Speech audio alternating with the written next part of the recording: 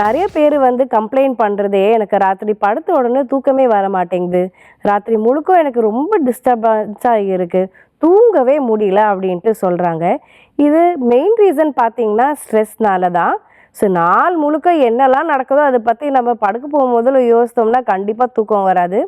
அது தவிர்த்து வேறு என்னெல்லாம் பண்ணுறாங்க அப்படின்னு பார்த்தீங்கன்னா டிவி பார்க்குறது, ஃபோன் பார்க்குறது, ஃப்ரெண்ட்ஸ் கூட பேசுகிறது, இல்லைனா ஃபேமிலி கூடயே வந்து பேசுகிறது, அந்த மாதிரி ஒரு டிஸ்ட்ராக்ஷன் எடுக்கிறனால நமக்கு படுத்த உடனே தூக்கம் வர மாட்டேங்குது. இதை நம்ம எப்படி வந்து ஃபிக்ஸ் பண்ணலாம் அப்படின்ட்டு பார்த்தீங்கன்னா 5 விஷயம் சொல்ல போகிறேன். இதில் எதோ உங்களுக்கு செட் ஆகுதோ அதை கண்டிப்பாக ஃபாலோ பண்ணிக்கோங்க. Number 1, chamomile tea. இந்த கேமமைல் டீ வந்து ஒரு ஃப்ளவர்லேருந்து நம்ம எக்ஸ்ட்ராக்ட் எடுத்து ஒரு டீயாக நம்ம குடிக்கணும். ஸோ பெட் டைமுக்கு ஒரு 30 மினிட்ஸ் முன்னாடி எடுத்திங்கன்னா உங்களுக்கு கொஞ்சம் காமாக ரிலாக்ஸ்டாக வச்சுக்கும். ஆங்ஸைட்டி ஏதாவது இருந்துச்சுன்னா, ஸ்ட்ரெஸ்டாக இருந்தால் கூட உங்களுக்கு அது நல்லாவே வந்து ரிலாக்ஸ் பண்ணுறதுக்கு வந்து ஹெல்ப் பண்ணும்.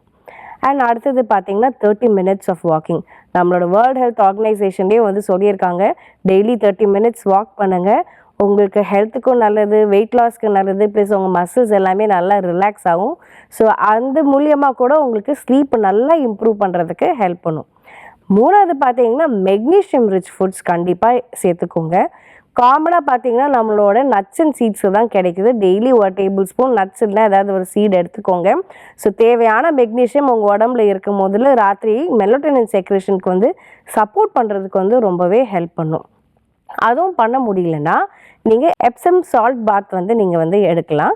இது எப்படி பண்ணணும்னா வந்து ஒரு சின்ன டப்பில் வந்து வார்ம் வாட்டர் எடுத்துகிட்டு அதில் 2 to 3 tablespoon of Epsom salt போட்டு உங்கள் காலை நல்லா வந்து சோக் பண்ணி வச்சுக்கோங்க. ஸோ ஒரு 15 to 20 மினிட்ஸ் நீங்கள் அதை சோக் பண்ண பறவை உங்களுக்கு ஆட்டோமேட்டிக்லி உங்கள் பாடியை வந்து ரிலாக்ஸ் பண்ணும். இது மெயினாக ஏன் பார்த்தீங்கன்னா எப்சம் சால்ட்டில் வந்து மெக்னீஷியம் சல்ஃபேட் இருக்குது. நான் சொன்ன மாதிரி மெக்னீஷியம் ரிச் ஃபுட்ஸ் எல்லாம் எடுத்துக்கணும்னு சொன்னேன்ல, ஸோ அதே மாதிரி இந்த சால்ட்லேயும் வந்து அவைலபிளாக இருக்குது. ஆனால் இந்த எப்சம் சால்ட் வந்து நீங்கள் சாப்பிட்றதுக்கு கிடையாது, எக்ஸ்டர்னல் யூஸ்க்கு மட்டும்தான். அண்ட் ஃபைனலாக பார்த்தீங்கன்னா நம்மளோட பேலன்ஸ் டயட். எந்த ஃபுட்ஸ் எல்லாம் வந்து உங்களுக்கு வந்து நீங்கள் ரெகுலராக எடுக்கலையோ, நியூட்ரிஷன் டெஃபிஷியன்சி இருக்கோ, ப்ரோட்டீன் ரிச் ஃபுட் எடுக்காமல் இருக்கீங்களோ, இல்லைனா நீங்கள் வந்து தேவையான அளவுக்கு காம்ப்ளெக்ஸ் கார்போஹைட்ரேட்ஸ் எடுக்காமல் இருந்தால் கூட உங்களோட ஸ்லீப் வந்து டிஸ்டர்ப் ஆகும்.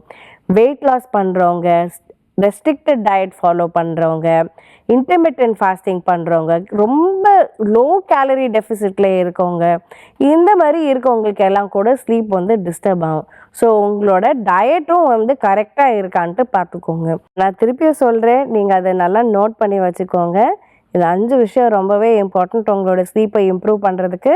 ஃபஸ்ட்டு வந்து chamomile tea, then Epsom salt bath, அப்புறம் daily 30 minutes of walking, balance diet, அப்புறம் மெக்னீஷியம் ரிச் ஃபுட்ஸ் வந்து உங்களோட டயட்டில் சேர்த்துக்கிறது ரொம்பவே முக்கியம்.